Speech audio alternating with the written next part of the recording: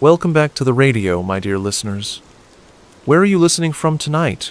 And what time is it over there? However your day went, I'm glad you're here now. If quiet stories help you wind down, consider subscribing to Quilloren Radio. There's a new one here every night. Tonight, we drift back to the year 1986. You're a kid again, and the house is full. Cousins, aunts, that one uncle who always wears the noisy jacket. The meatloaf's in the oven, the table is nearly set, and everyone actually showed up. Without further ado, let's begin. The stairs in this house always creak in the same places. One near the top, one in the middle, and the very last one, the one that's more groan than squeak, like it's sighing under the weight of another small pair of feet. You take each step slowly, not because you're trying to be quiet, but because the carpet catches your socks in just the right way to make you cautious. The air is warmer downstairs. Denser too, like it's already full of smells and sounds waiting to catch you. The hallway is lined with framed photos, most of which are slightly crooked. You straighten one out of habit, only for it to tilt again seconds later, almost defiantly. The wallpaper has a faded floral pattern, pinkish with vague green leaves. The kind you only notice when you're standing still, which rarely happens. There's a faint hum from somewhere. Maybe the old refrigerator. Or the ceiling fan in the dining room, clicking every few seconds in a rhythm it never quite commits to. The kitchen is ahead and to the left. The door is open, and something warm and savory is coming out of it. Brown, sugar, and meat. Maybe ketchup too. Not fancy smells, just comforting ones. The table isn't fully set yet. A stack of mismatched plates sits near the center, next to a row of clinking glasses that someone's half arranged. Forks and knives are unevenly placed, some turned the wrong way. There's already a napkin on the floor. Voices drift in from multiple directions. One from the garage door, laughing and muffled. Another sharper one from upstairs, mid-complaint about something nobody will remember. And another voice, closer, softer, humming with the radio. The kind of background radio that never quite shuts off. It's playing something from the 70s. Not current enough to be hip, but not old enough to be classic. Something your parents like. Something you'll end up knowing all the words to anyway, even if you pretend not to. You step into the dining room. The overhead light buzzes faintly and casts everything in a soft yellow. Not golden, just old bulb yellow. It flattens the shadows and makes the wooden table look slightly glossier than it really is. There's a sticky spot under one of the chairs. Probably syrup from breakfast. You avoid it expertly. This isn't your first time navigating the room's small traps. To your right is the sideboard, a long piece of furniture that only holds things nobody uses. A gravy boat, a chipped casserole dish with no lid, and several cloth napkins that never seem clean no matter how recently they've been washed. There's also a small, dusty candle in the shape of a turkey. It's not Thanksgiving. It's just always there. You hear your name from the kitchen. Not yelled, just said in that parent tone that's meant to remind, not command. You don't answer. It doesn't require a response. You're being called because something needs doing. Maybe taking out the rolls. Or checking if the folding chair in the garage is still usable. You'll do it. Just. After this moment. The dining table is longer than usual. Someone inserted the extension leaf, that panel in the middle that never quite matches the rest of the finish. The legs underneath are scuffed. Some chairs don't match.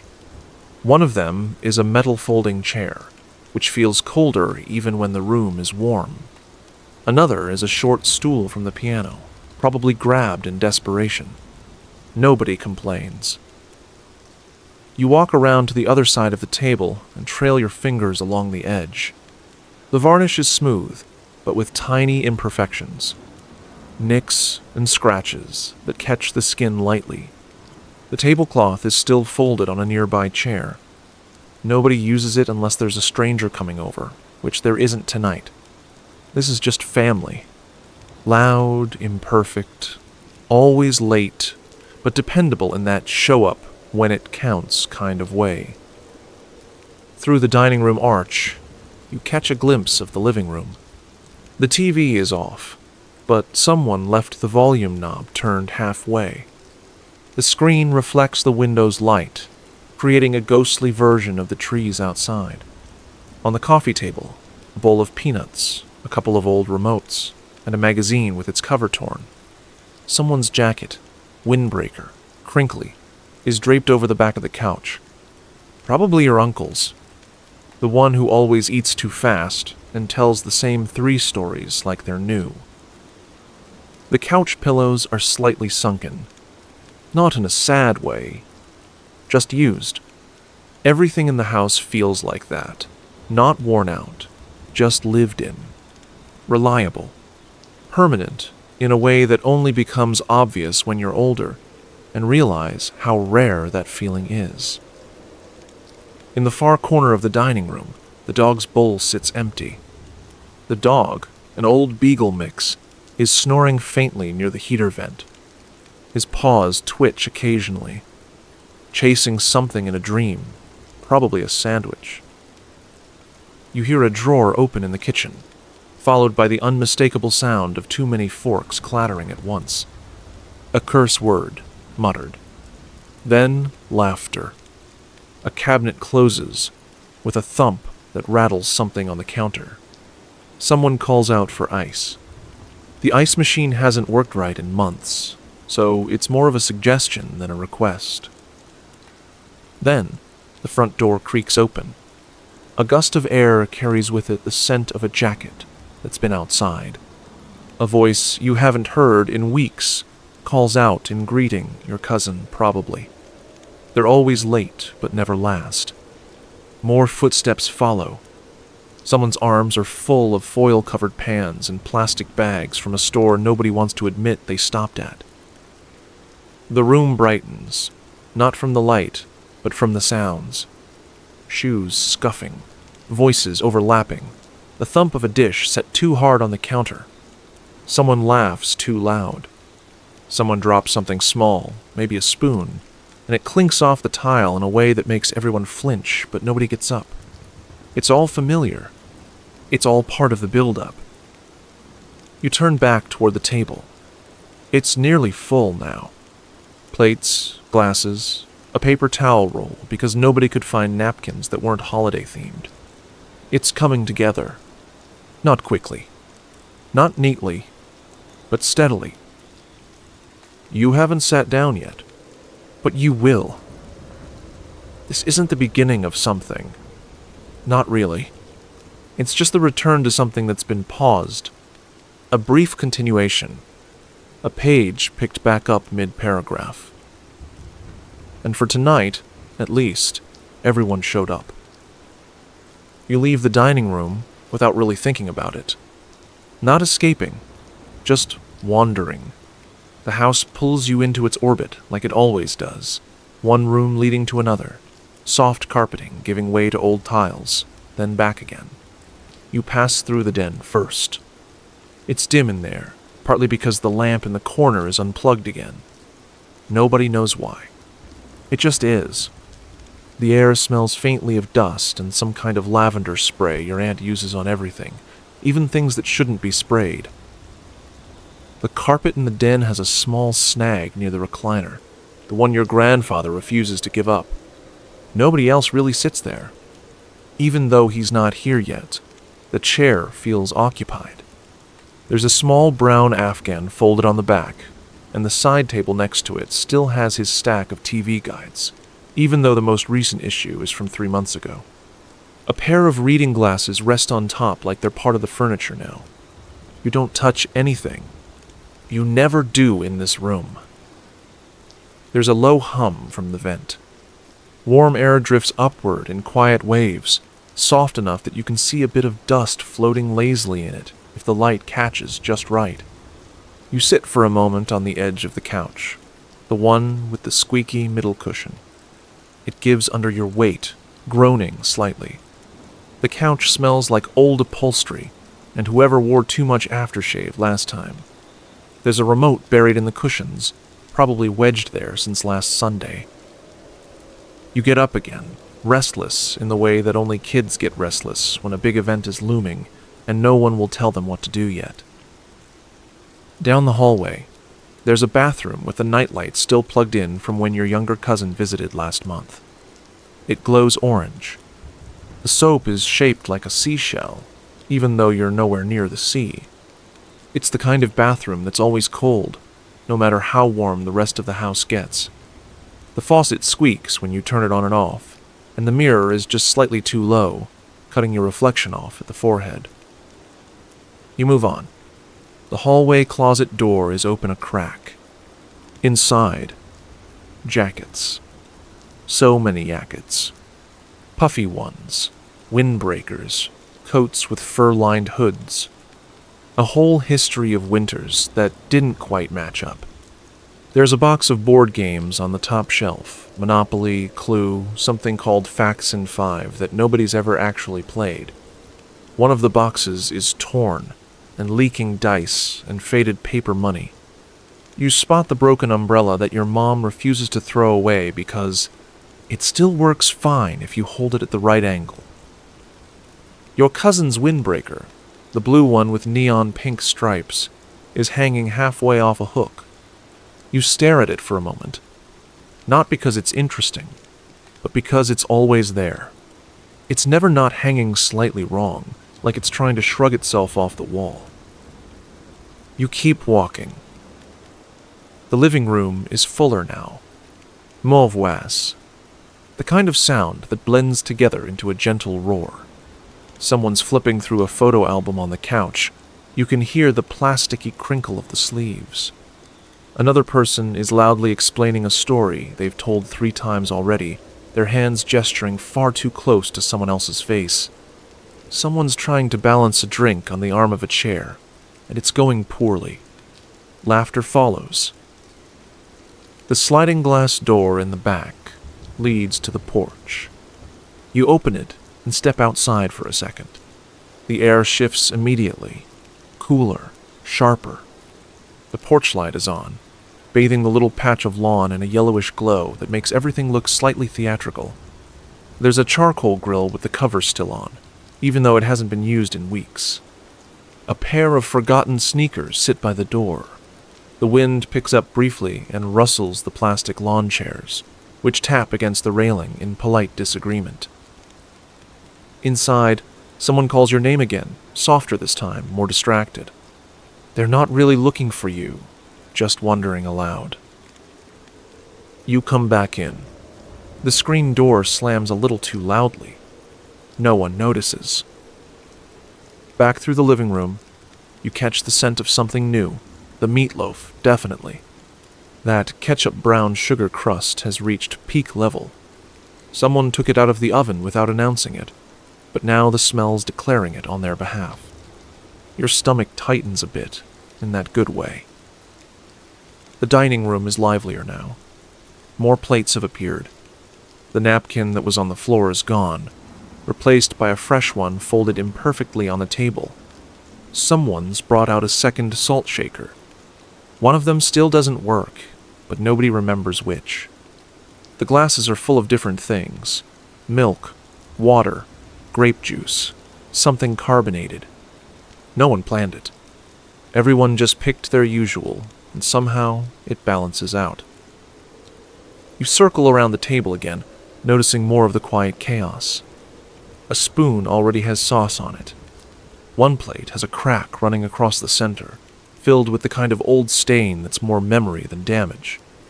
The butter dish is out, but the knife is missing. Someone will realize it 10 minutes too late. The basket of rolls is covered with a dish towel, and the towel has tiny embroidered ducks on it for some reason. Nobody here even likes duck. From the kitchen, your mom calls to someone, about the green beans. From the dining room, someone else offers to just microwave them. This leads to a back and forth that ends in a compromise. Half on the stove, half in the microwave. Peace through redundancy. You settle near your usual spot, not quite assigned, but also not up for negotiation. The chair is solid, one of the few that doesn't squeak. There's a little scratch on the table in front of you, shaped vaguely like the state of Illinois.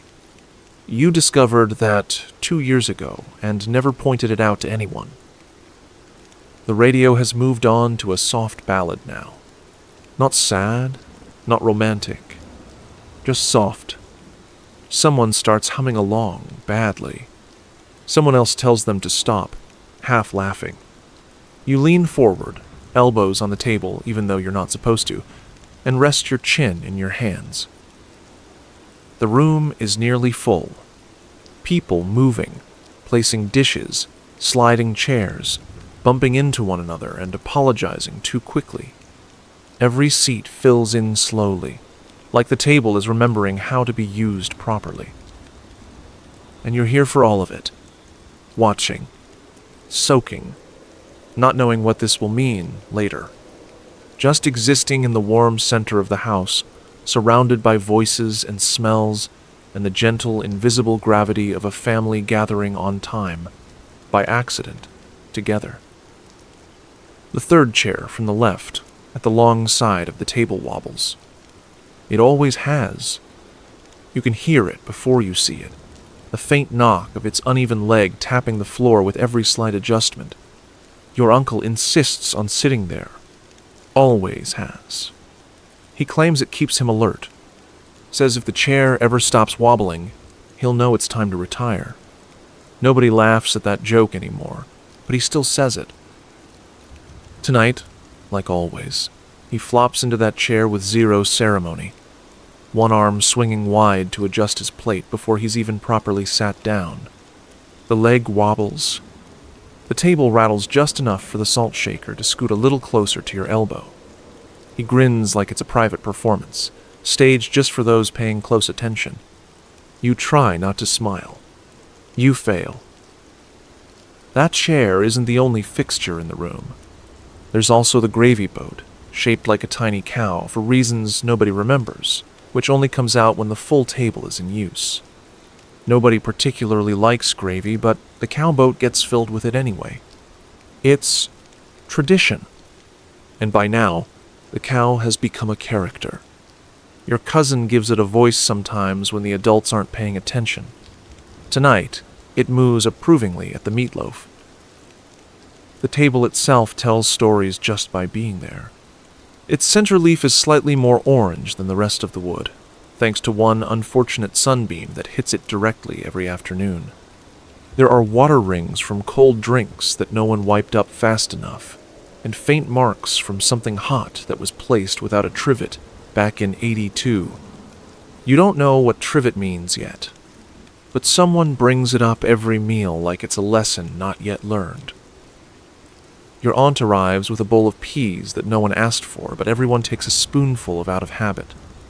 She places it down with a practiced slide, fitting it into a narrow space between the mashed potatoes and a jar of pickles that seems to have appeared without announcement. You watch her eye the layout, rearrange one plate by half an inch, and then nod, satisfied. She will do this again before dessert.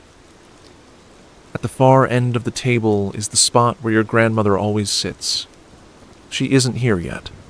She moves slowly these days, and no one minds waiting. Her chair has a little cushion on it, the kind with strings that tie around the back and always come undone halfway through the meal. The cushion is floral. Not modern floral, old floral. The kind of pattern that looks like it belongs in a catalog you'll never read. In front of her place, setting is a tiny salt spoon. Just for her. No one else uses it. You're pretty sure she brings it from home. It's not fancy, just small and slightly bent, like it's been stirring something invisible for years. People are nearly settled now. The table is almost full. Everyone's moving slower. The noise has shifted from pre-dinner scrambling to that low hum of conversations that bounce gently from one side of the room to the other. There's no rush, no urgency, just a shared awareness that this is the moment, the in-between, when nothing's quite happening yet, but everything's already in place. You glance down the table and see that someone has, once again, rearranged the pepper shakers. Your cousin does this every year, trying to create perfect symmetry. This time, there are 2 salt shakers on the right side, and 1 pepper in the center like it's being punished. No one mentions it. You just notice it and let the small amusement warm your chest a little. The napkins are paper this year. Last year they were cloth, but someone spilled grape juice on half of them, and they've never quite recovered. This year's napkins have little cartoon ducks wearing chef hats. No one here owns duck-themed anything. You suspect they were on sale. There's a casserole dish with something cheesy bubbling in one corner, next to a tray of rolls covered with a paper towel. The towel has a small rip in one edge. Someone will make a comment about it before the meal is done. You're already taking bets in your head about who. Your uncle, now fully leaned back in his wobbling chair, picks up a roll, sniffs it approvingly, and returns it to the basket without explanation. The chair squeaks, and he steadies it with one foot like a man breaking a wild horse.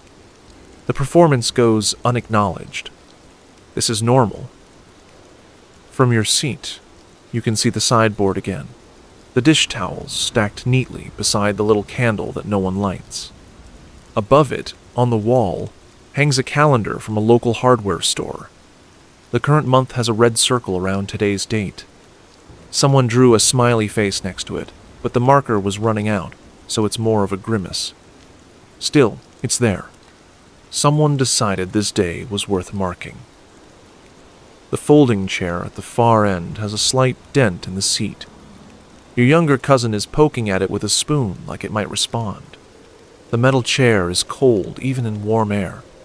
You can feel its presence in the room the way you notice a typo after it's too late to fix. Still, it does its job.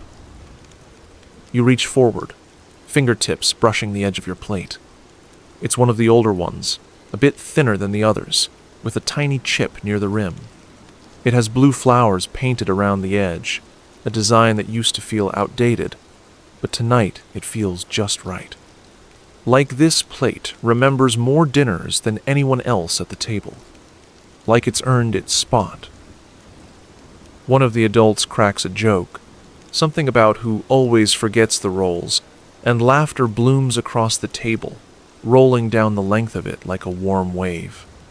Your grandmother arrives then, guided gently to her seat, and someone instinctively hands her the little salt spoon without being asked. She gives a small, appreciative nod and settles in with a kind of slowness that draws no attention. The table is complete. Not perfect, not matching, but whole. This table, with its wobbly chairs and mismatched dishes, its condiments in the wrong places, and its centerpiece made of nothing in particular, feels like the most important piece of furniture in the world. Not because of what it is, but because of who's around it. This isn't the kind of moment you think of as special while it's happening. You don't know that yet. You just feel warm, held, like everything might wobble a little, but nothing's going to fall. Everyone is finally seated. The shifting has stopped. Chairs scraped into place, cushions adjusted, arms folded or resting on laps, forks tapped lightly against plates in that soft, anticipatory way. There's a brief pause, not formal grace, not anything announced, just a kind of collective breath. Like the room has pulled itself into a single heartbeat, quiet and full.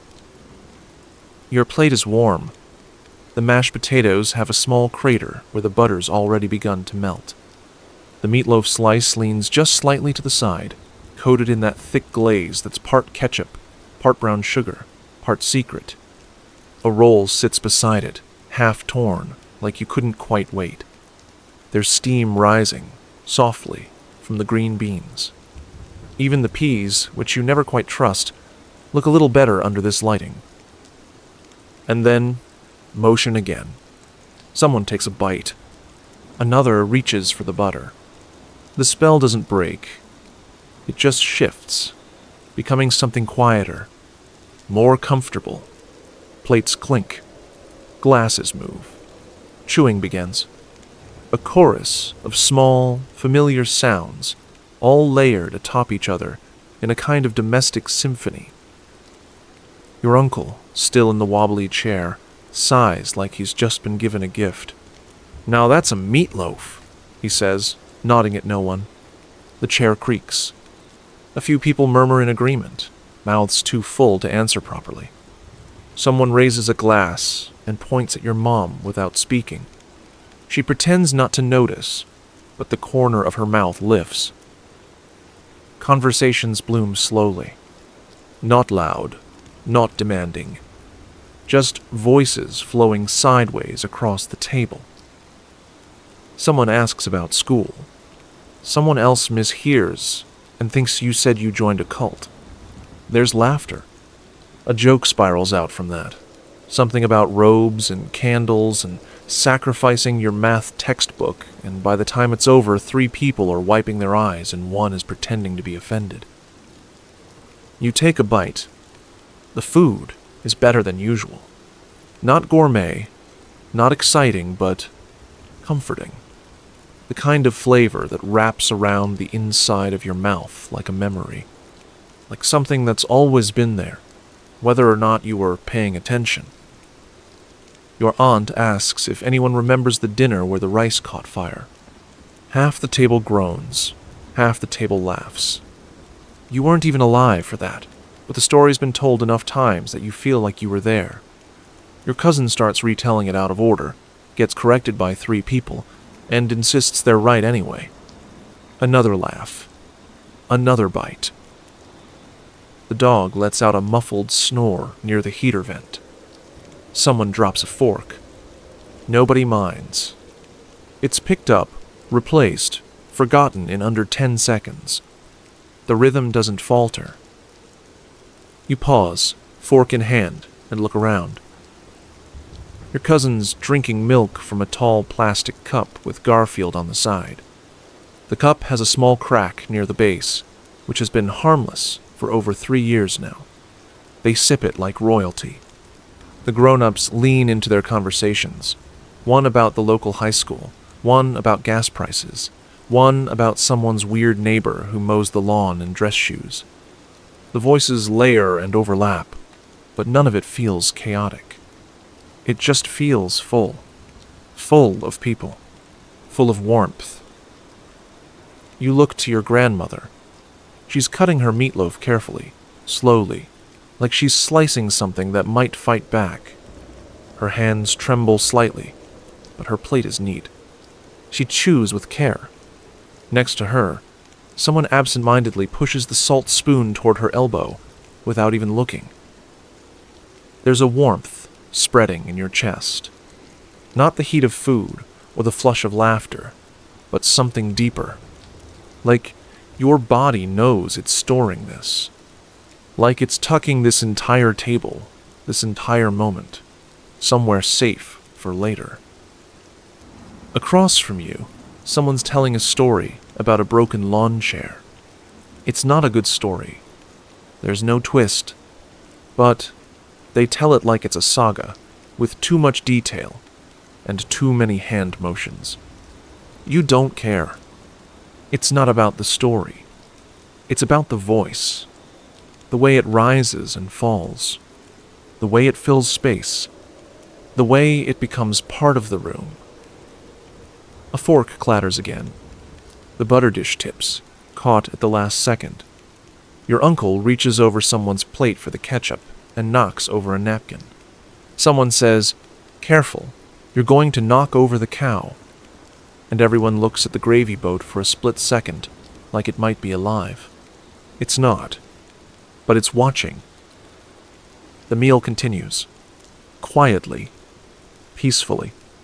You find yourself chewing slower. Not because you're full, not yet, but because there's no need to rush. Nothing's waiting after this. No homework. No cleanup duties. Yet. No phone calls. Just this. Just everyone here, doing the same thing at the same time. You press your finger into the warm roll and tear off a bit. It's soft, buttery, just slightly overdone on one edge. You dip it in the edge of the meatloaf sauce. No one notices. No one comments. It's your plate.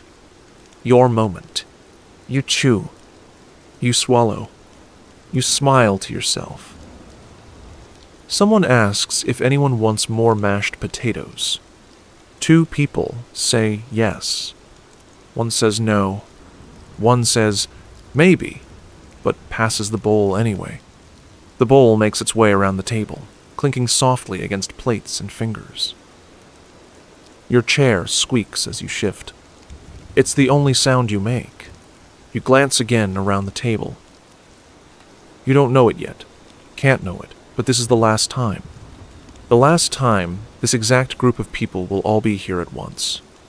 Not because of anything sad, just because life keeps moving. People get jobs. People move away. Some drift. Some grow. Some change. But none of that is here, in this room, in this moment. Here, everything is exactly as it should be. Forks move. Plates empty. Glasses get refilled. Laughter rises, fades, rises again. The wobbling chair wobbles. The cow gravy boat stands firm. The ceiling fan clicks its slow rhythm. The light hums overhead like it always has. You sit quietly, one hand resting on the table's edge, the other still holding your fork. Around you, the meal continues. And in that long, golden stillness, without trying, without knowing, you record it all. Every glance, every scrape, every bite. Not with a camera, not with words. Just with your whole self. This is one of those moments your mind will carry without effort. Not because something happened, but because everything did. If you've made it this far, I hope tonight's story is bringing you a bit of quiet. There's a new one here every night, so if you'd like more moments like this, soft, familiar, unhurried, consider subscribing to Quilloren Radio. For now, just stay where you are. The night still has more to give. The plates haven't moved in a while. People are still talking, still gathered, but the eating part is mostly done. Forks rest on empty dishes, crusted with the last traces of dinner.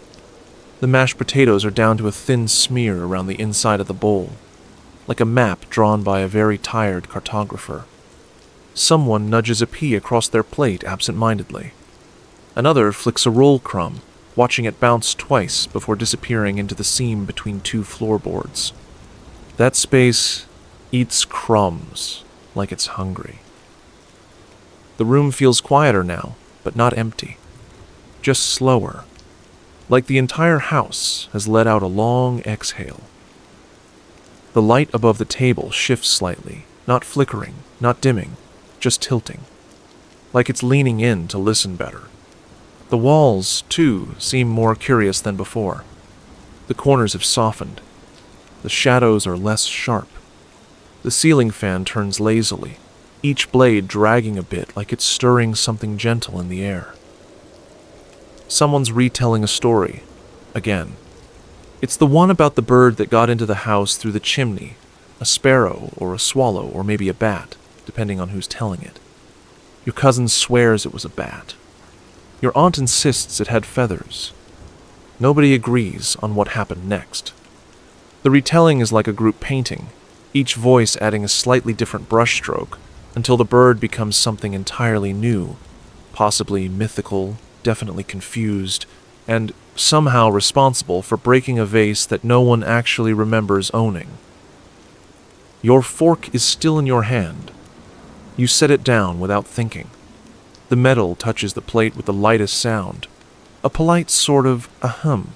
You glance down and notice your reflection in the knife's edge, stretched and distorted like someone who stayed too long in a funhouse mirror. You stare at it for a second longer than you mean to. The table begins to shimmer slightly, not like magic, but like heat rising off asphalt. It doesn't alarm you. If anything, it feels expected, like this room has been waiting to stretch a little. The gravy boat tilts its spout slightly, as if trying to whisper something to the salt shaker. The salt shaker pretends not to hear. They've had a falling out, probably about seasoning philosophy. The conversation around you floats now. Words aren't tied to mouths anymore. They drift in and out of focus, soft like cotton. Someone's talking about a neighbor who grows tomatoes the size of softballs. Someone else wonders aloud whether the moon has gotten bigger this year. These aren't things that need answers. They're just ideas, left hovering over the table like lazy moths circling a porch light. Your grandmother stands up, not quickly, but without creak or complaint. Her chair doesn't squeak. Her salt spoon has vanished. She drifts behind your chair, placing a steady hand on your shoulder just long enough for you to feel the weight of it. Then she moves toward the kitchen, or at least where the kitchen used to be. Now it's a hallway made of warm light and familiar smells, stretching long and quiet like a summer evening with nowhere to be. The sideboard has grown taller. Not alarmingly, just noticeably. The turkey-shaped candle blinks once, very slowly, then returns to wax. The photo on the calendar, formerly a stock image of a smiling plumber, now features someone you can't quite name, but you're sure you've met. Maybe at a gas station, or a dream. You look down and realize your plate has changed. It's not your plate anymore. It's slightly smaller, porcelain, with a gold rim and a tiny chip near the top that's shaped like the letter C. You're not surprised.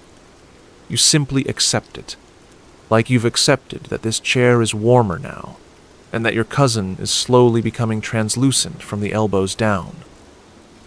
The table stretches, gently. It doesn't lurch or crack. It just adds a few inches, makes room for something unseen.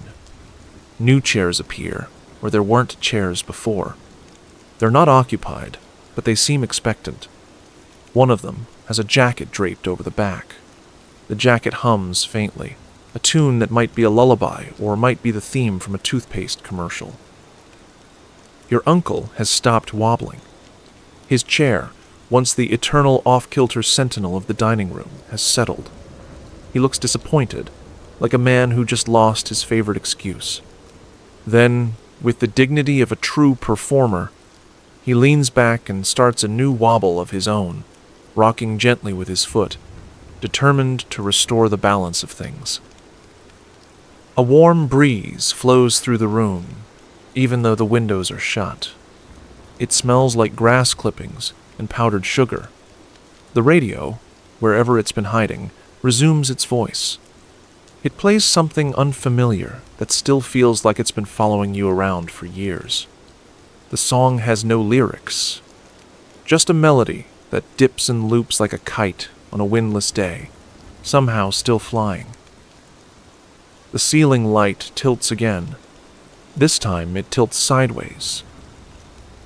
You glance toward the kitchen and see that the stove is no longer a stove, but a small stage with a red curtain drawn halfway. Behind it, a saucepan glides silently from left to right, then bows and exits. Applause follows from a drawer that doesn't quite close. You smile without meaning to. Someone passes a plate of brownies that weren't there a minute ago. You take one.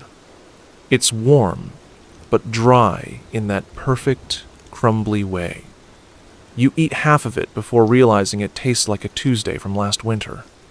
Not in a weird way. Just specifically.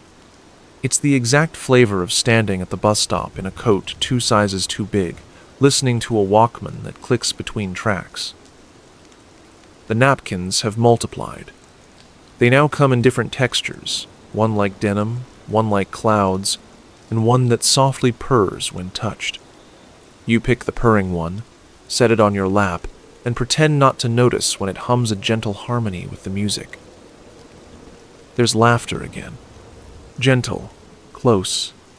A private joke you can't quite hear, but you feel the joy of it ripple across the table like a soft breeze. Someone nearby makes a toast with an empty glass. No words, just the gesture. The room raises its imaginary drinks in quiet agreement. The dining room now feels like a place you might return to in sleep, as if it exists outside of the house, outside of time. A place tucked in a fold of memory and dream, where gravy boats, gossip, and chairs remember names you've forgotten. You're not quite here, not quite elsewhere, but you're okay. You're warm.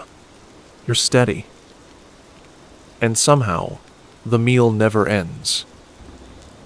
The room settles again, like a lake smoothing over after a tossed pebble. The laughter tapers off. The imaginary birds, or maybe real ones, have stopped circling above the sideboard. The air turns just a touch cooler. Not cold, just a different kind of warmth leaving the space. You push your chair back slightly. It doesn't squeak anymore. In fact, it barely makes a sound. The floor feels softer than you remember, like a worn rug has been unrolled beneath your feet. Only, no one owns a rug that long. You stand up slowly. Your limbs move without resistance. They feel light, almost floaty, like you're full of just enough dinner and just enough memory to keep yourself from drifting off the ground entirely. Behind you, the dining table stretches on.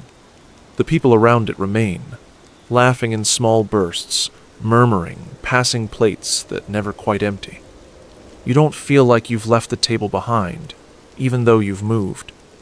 It stays with you, like it's connected to the back of your mind, still humming gently. You wander down the hall.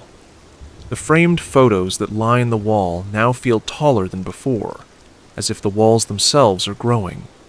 The light has shifted too. It's lower now, softer. Less like electricity and more like candlelight from somewhere you can't quite see. Each photo hums faintly when you pass. Not a sound, really. More a sense of recognition. You pause in front of one. It shows the entire family, maybe 6 or 7 years ago, standing in the backyard. Everyone's squinting against the sun. You're near the front, mid-blink. You don't remember the photo being taken, but you remember the itchy feeling of the sweater you wore that day. The hallway gently turns, even though it never used to. The carpet underfoot gives way to smooth wooden floorboards, each one slightly uneven. Not enough to trip you, just enough to keep you honest. There's a door at the end, half open. It wasn't there earlier, but you don't question it. You're already walking toward it. Inside, it's the sunroom. Only not quite the sunroom. The furniture is familiar. Wicker chairs with yellowed cushions, a glass-topped coffee table, a radio that only gets 2 stations no matter how hard you try. But the windows are different. They stretch higher, wider, like they've been unzipped. Outside is a twilight you can't place. Not night, not day. Just a wide, lavender blue sky with no clear edge. The air in the sunroom smells like fresh oranges and warm dust. The radio clicks once, then begins playing a version of the same song from dinner, but slower, as if the notes themselves are winding down for the night. The wicker chair beside you creaks quietly, even though no one's sitting in it. It sounds like agreement. You lower yourself into the other chair. It welcomes you with the gentlest sigh, like it's missed this part. The cushion is still lumpy in the middle. Some things don't shift, no matter how strange the rest becomes. The coffee table now holds a small glass bowl of peppermints, one of which spins lazily as if stirred by a breeze you can't feel. There's a sense now that the house is changing around you, not in ways you can see, but in the way one notices a new silence. The old patterns are softening. The corners are rounding out. The light no longer comes from a single source, but seems to be pooled into the air itself. It glows gently, like memory does when it starts to lose its sharpness. A shape passes by the far window. Not close. Not clear. Just a slow movement. Like someone strolling through tall grass, even though you remember the yard being much smaller. You're not frightened. If anything, you feel vaguely reassured, as if whoever they are, they've passed by here before. You glance at the floor, and there's a stack of puzzles, the kind in faded cardboard boxes with corner tape and missing pieces. One of them has a picture of Niagara Falls. Another, a basket of cats, dressed as historical figures. You've never seen these puzzles before, but you know how many pieces are missing from each. The breeze, or what passes for one in this part of the house, carries the faintest scent of cinnamon and drier sheets. You lean back in your chair and stare out the window. Something about the way the trees move, in slow overlapping waves, makes it hard to tell if time is still passing. Behind you, somewhere far off, a drawer opens and closes. A soft voice says, "Well, that's where that went." You don't recognize it, but it's said fondly, like someone talking to a favorite sweater they thought they'd lost. You close your eyes for a moment, just to rest. The wicker creaks again, not rudely, just conversationally. The chair has thoughts, but it knows you're not in the mood for a full discussion. When you open your eyes again, the sunroom has become even quieter. The windows now show a sky filled with soft-moving shapes. Maybe clouds, maybe bedsheets on a clothesline. The difference doesn't matter. They sway gently, looping in and out of view. A clock ticks from somewhere behind you, but it's not keeping time, it's just existing, counting something unrelated to hours. You feel your legs sink deeper into the cushion. Your arms grow heavier, as if gravity has started to favor you in particular. It's a kindness, really. The sort of gravity that tucks you in rather than weighs you down. Somewhere nearby, someone hums. You think it might be your grandmother, or someone who sounds like her. The melody is short, the kind of tune you forget until it plays again, then it all comes back. You stare at your own hands for a moment, resting on the chair's wooden arms. They look the same as ever, but the light on them has changed, softer, slightly golden, as if they've been sitting near the stove just long enough to catch a bit of warmth. No one speaks. Nothing moves quickly. The shift has already happened. You are not quite in the dining room anymore, but you are not anywhere else either. You are between. And the quiet in this room is not empty. It is full. The chair holds you still.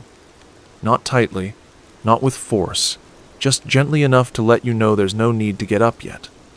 The room doesn't ask anything of you.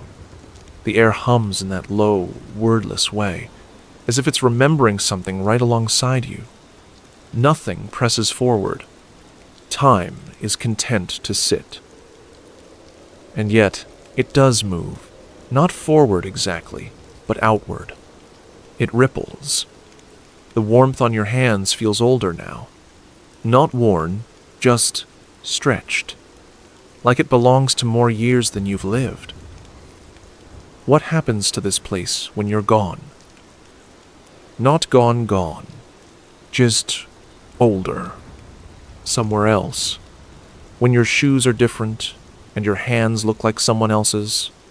When you walk into rooms and forget what you came for, but still remember the shape of this chair, or the way the light shifted in the dining room every afternoon around 4:30. Will this house still be here? This version of it? Maybe not. Maybe they'll remodel. Take out the wall between the kitchen and the dining room. Replace the windows with something more efficient. Maybe that radio will finally give up and get recycled into a smart speaker that tells jokes no one laughs at but keeps talking anyway. Maybe the next owners won't understand why there's a gravy boat shaped like a cow in the cabinet. Maybe they'll use it for olive oil and never know the difference. Maybe they'll think it's a creamer. Maybe that's fine. You picture the future version of the dining room, a table replaced with something sleeker, thinner, a little less prone to wobble. The centerpiece now a minimalist bowl with nothing in it, because minimalism apparently includes hunger. Someone will light candles that smell like words you don't recognize. Cashmere teakwood, autumn whisper, fig suede. They'll sip drinks with seeds in them, and never understand why the floorboards creak under the third chair from the left. That chair, still wobbly in your memory, even if it's gone by then. You wonder if the next people will try to fix it, if they'll assume it was a mistake and not a feature, if they'll tighten the legs and take away the one part of dinner that kept things unpredictable. You smile a little at the idea. Let them try. It'll still wobble. That's what it does. You wonder if the puzzles will survive. If someone will open the box one day, decades from now, and see the missing pieces and the tape and think, someone must have loved this. And they'll be right, even if they can't name who. In the calendar, it's probably long gone. That red-circled date, forgotten. That smiley face faded. But maybe someone finds a photo tucked behind it, one that slid down over the years and never got rescued. They'll pull it out, dust it off, and see a group of people they never knew, laughing around a table. You'll be there, mid-bite. Eyes half closed, fork raised, no idea you're being remembered. Maybe the table itself will end up at a yard sale. Someone will ask if it comes with the chairs. The seller will say no, they all went missing, except one that squeaked too much to keep. A kid will climb under it and declare it perfect for forts. That'll seal the deal. You hope someone keeps the pepper shaker. Even just one of them. The other can disappear. They were never in sync anyway. You think ahead to what jobs people will have in the future. Your cousin, the one who gave the gravy boat a voice. Maybe he'll end up narrating documentaries about sea cucumbers. Maybe he'll have a voice that makes people fall asleep in under 3 minutes, and he'll never mention the time he made a gravy cow moo into a bowl of peas. And your grandmother. Maybe one day you'll be in a store, older, tired, reaching for a can of beans you don't even want, and someone nearby will say something in her exact tone. Not her words, just her sound. And you'll pause. You'll close your eyes for a second too long, and that'll be enough to bring it all back. The chair cushion, the tiny salt spoon, the way she always knew when someone was about to spill something without looking. You wonder about the radio. Will future radios even have dials? Or will they just listen to your mood and play accordingly? You imagine trying to explain to someone how you used to smack the side of the old one just to get it to stop buzzing. That you had to tilt the antenna toward the window like you were trying to negotiate with the clouds. They'll blink at you like you've just told them you churned your own butter. You think about the warmth of the room, not the temperature, but the feeling. How it wrapped around everyone without ceremony. Will future rooms do that? Or will they be too clean, too designed, too functional to feel like they're holding anyone? You hope not. You hope there are still rooms like this. Ones that remember things for you. Rooms that smell like bread and old puzzle glue. Rooms that have no perfect angles and too many chairs and light switches that still spark slightly if you touch them too fast. You picture yourself returning here, much older. Not in reality, just in thought. Maybe after a long day, or a strange one. Maybe on a Tuesday, when your shoes feel heavier than usual and the news feels like too much. You'll sit somewhere, some other chair in some other house, and you'll close your eyes. And for no clear reason, this place will appear. The sound of the hallway fan that always clicked. The exact creak of the stair on the way to the basement. The smell of orange cleaner and something baking that you never quite identified. All of it will unfold like a blanket you forgot was tucked in the back of a closet. And maybe someone next to you, a friend, a child, a stranger, will ask what you're thinking about. And you'll say, nothing. Because it'll be too much to explain, and too soft, and too old in a way that doesn't need to be spoken aloud. Or maybe you will explain, slowly, in paces, about the meal, the table, the gravy boat, the crooked chair, the pepper shaker's odd placement, the napkin with ducks, the radio that only got 2 stations, both fuzzy, and the moment, the one you're in now, where it all slowed down and stretched out like a quiet song at the end of a long album. You'll pause. You'll realize the person you're speaking to doesn't know what an album is. You'll laugh, and let the rest stay where it is. Back here, in a dining room that may or may not still exist, with people who may or may not remember what you remember, with voices that still hum somewhere just outside the room, and with a chair, third from the left, still wobbling softly, like it's keeping time for a story only you can hear. The hum of the room softens now, not fading completely, but rounding off at the edges. The long, quiet stretch of reflection begins to ease its way into your chest, and the chair beneath you, still holding your weight, no longer creaks or sighs. It just exists, still and warm, like it's become part of your breathing. You shift slightly. Your body responds with that pleasant heaviness that comes not from burden but from contentment. The gentle tiredness that only follows good food, slow conversation, and a sense that nothing urgent is waiting on the other side of this moment. There's no decision to rise. No need to move. Stillness gathers around your shoulders like a worn quilt. The room remains dim. Not dark, just soft. Light filters through the windows, not sunlight or moonlight, but the kind that exists in memory. You wouldn't be able to say where it comes from if asked, only that it feels familiar. A lamp that used to be in someone's living room. The back hallway at dusk. The quiet brightness of a freezer door opened, just long enough to think. Somewhere behind you, the radio continues its low, murmuring sound. It's not music now, not even static, just the soft hum of a frequency too old to carry songs, but too stubborn to fall silent. It sounds like background, like history settling into furniture. Your legs stretch forward slightly, resting. The floor beneath your feet feels like carpet and tile and bare wood all at once. Whatever it is, it supports you. Your hands rest in your lap, open. Your fingers relax. The skin on the backs of your hands is warm and calm, like it's been holding on to the dining room heat all this time. You remember the clink of dishes, the soft argument over the last dinner roll, the way the butter knife refused to stay on the plate no matter how it was positioned. These details drift back in without urgency. They just arrive and rest, like neighbors dropping by with no plans. Your breath slows. Not because you're trying, just because the moment allows it.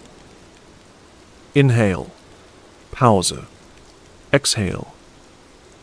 Your spine unwinds by degrees. The back of the chair is now a curve instead of a straight line. It seems to have reshaped itself for you.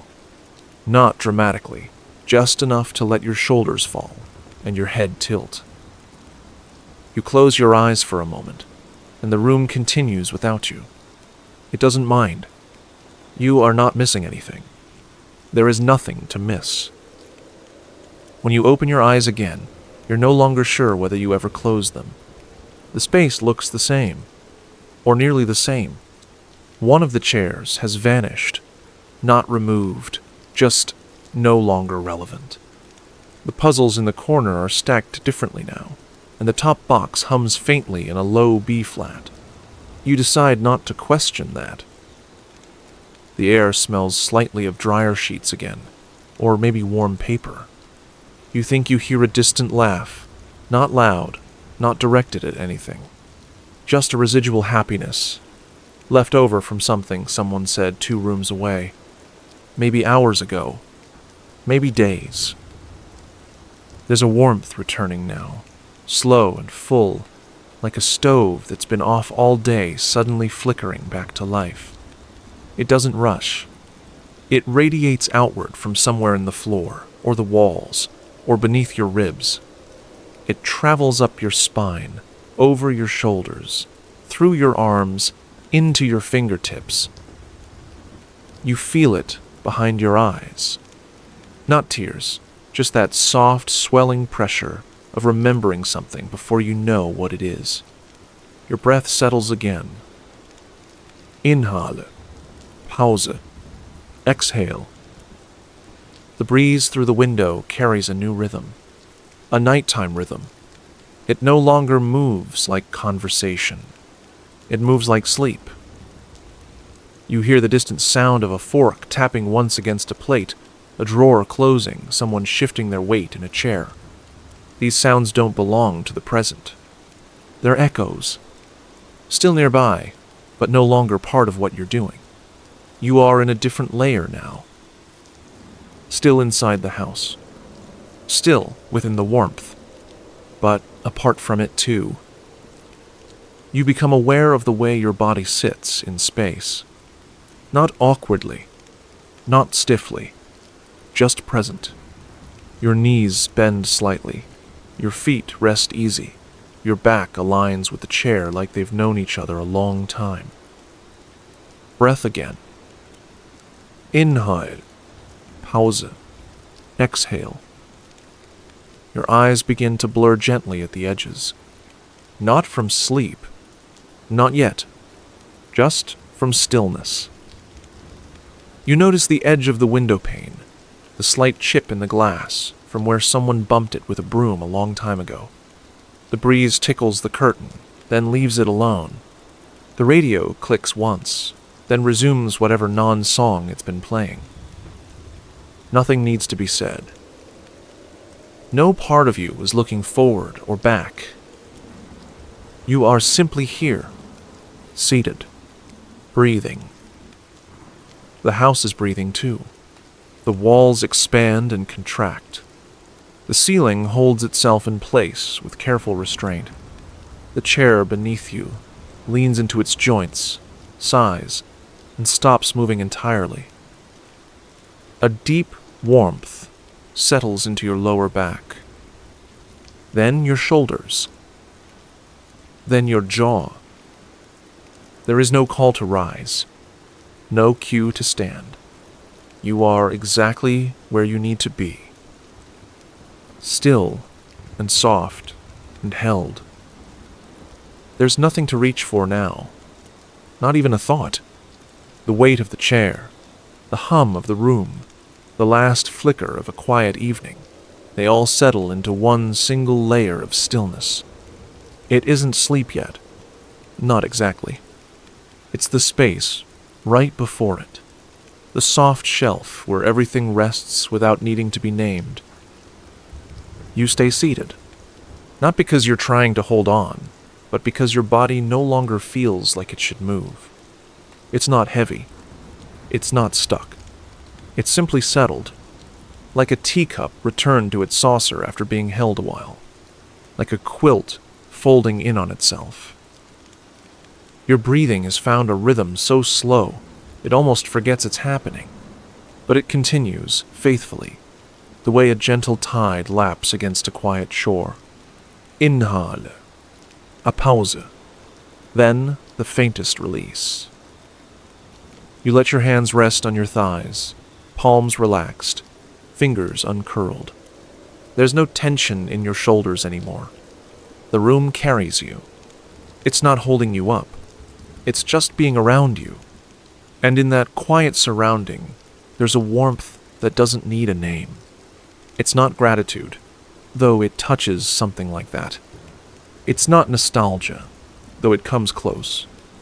It's something simpler. A room holding its breath with you. The wallpaper in the sunroom, the pattern of faded vines and pale blue tulips, has softened. You're no longer sure whether it was real or just part of the memory. Either way, it suits the space. It hums along with the rest of the house. Somewhere in the kitchen, a faucet drips once. Or maybe that was earlier. Maybe that was years ago. It doesn't matter. All sounds have slowed into memory. You are not watching time pass. You are sitting at the bottom of it, quietly, where it no longer flows. There's a smell now. Faint, sweet, almost invisible. It might be the leftovers from dessert. It might be a warm towel that was left on the back of a chair and forgotten. It might be the scent of someone's favorite candle, lit once a week and always on the same table. The air doesn't explain it. It simply carries it through. The cushion beneath you, lumped, leaned on, imperfect, has become familiar in every possible way. You know its dips and its seams, the way it leans just a little too far to the left when you shift. It knows you too. It's shaped to your stillness now. If you got up, it would miss you. You don't plan to get up. Your eyes are only half open now, and even then, only out of habit.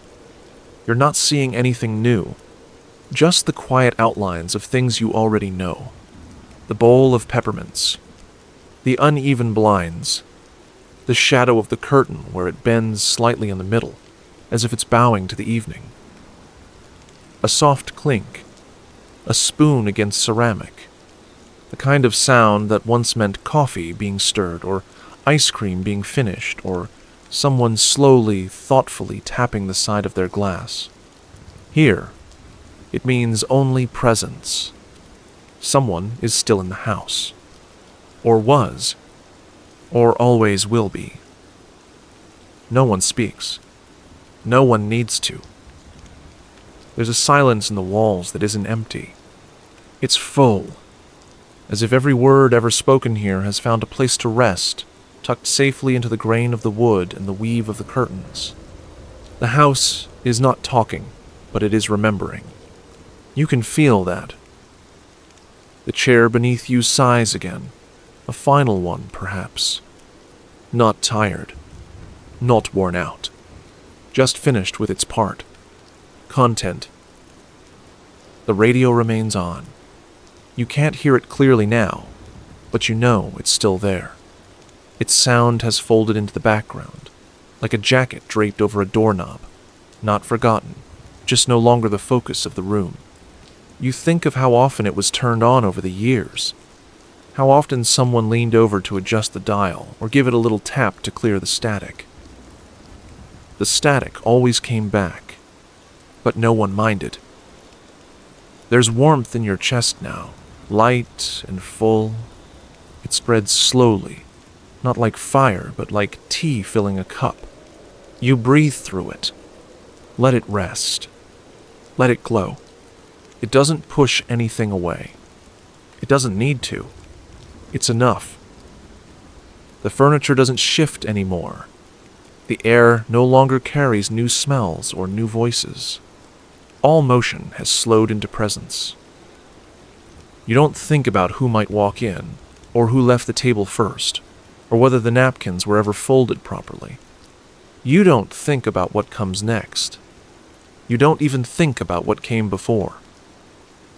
You think only of now, of this exact weight of breath, of this chair, of this version of the room which may or may not have ever existed, but which now exists entirely because you are in it.